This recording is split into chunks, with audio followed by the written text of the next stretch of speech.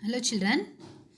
In this session we are going to learn about one interesting concept in subject science. Children, you have already learned the plants and animals are living things and they need food, water, air, shelter and the right climate to survive, isn't it children? Like that, plants also need the right type of soil to grow in, isn't it? Plants and animals live in different places also. So they live in cold places as well as hot and dry places. Observe this picture, children. Children, these plants they adapt in some places, means they also live in rivers and lakes and in the salty water of the oceans. So each plants they survive as its own challenge. So this type of their survive we called as adaptation. So today we are going to learn about adaptations in plants. Observe children, what is meant by adaptation? Before going to know about the meaning of adaptation, you first know about the meaning of habitat, means the surroundings where plants and animals live is called their habitat. Children, here plants and animals, plants means including all type of plants, animals including human beings also, all type of animals including human beings, they are survive in their surrounding, so that is we called as its habitat. But adaptation is the presence of specific features and habitats which enable a plant or an animal to live on a particular habitat is called adaptation.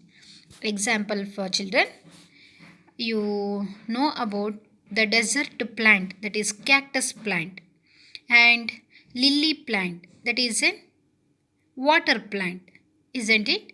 And mango tree, banyan tree, and some of them is children pitcher plant, that is they are insectivorous plants. They all are different from each other. They survive their adaptation, children, because of they are not live in a same place, so they need their particular habitat. So that particular habitat they have a specific features that we called as adaptation. Today we are going to learn about what is the plants having different adaptation in their types. Yes, look at this picture, children. This is a cactus plant and with the roots. Observe, children, and look at this picture also. This is a lotus plant and this is one of the Venus flytrap. So all these pictures they are not living one area, because the cactus plant live these plants live more in the desert areas, isn't it? Like that, lotus plant that are not live on land, they are live in water, isn't it? Like that, Venus flytrap. So this is having a special feature, children, because they eat flies. Understood? Yes. So this is one of their adaptation. Today we are going to learn about one by one habitats of plants adaptations. Yes. So look at this picture. This is a banyan tree. Banyan tree lives on land, means plains land, isn't it?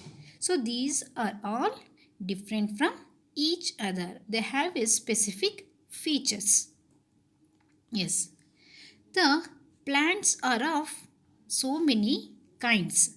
They are terrestrial plants and aquatic plants and some are evergreen plants, some are insectivorous plants. What is meant by terrestrial plants? Yes, the plants that grow on land are called terrestrial plants. Children, so many plants that are live on land, not only in water and not only in some living things. So, the type of plants we called as terrestrial plants.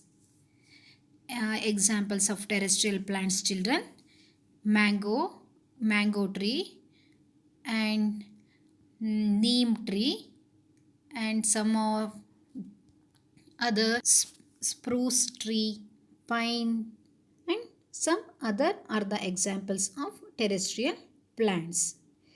As children, you learn in detail one by one. See, the plants in deserts. Observe this picture, children. The most plants that are grow in deserts are cactus plant, and some are mesquite bush showing roots. Examples of deserts plant. Yes, children, the adaptation in these plants are different from land plants because of most of the soil in deserts is dry, isn't it? There is a very little water as it children in their rarely rains their places. It plants live and survive in deserts. Observe, children, the plant's roots. The roots of desert plants are adapted to take in whatever water is available in there. So, plants like cactus, so they have roots that spread out just under the surface of the soil. Observe, children, the right side of the plant that we also called as kikar plant. So they are has roots that can grow down to more than 20 meters in search of water because of to their survival, children. So they have very long roots. So these desert plants often have small leaves. Observe, children. The leaves of the cactus are like sharp spines. This prevents loss of water from the leaves. This cactus stores water in its thick stem. Observe, children. Yes. So the leaves of the cactus plants we also called as their stem. When there is no rain, the cactus uses the water in its stem. Instead of the leaves, the thick green stem of the cactus makes for their food. Understood? This is about the plants in deserts. Understood, children?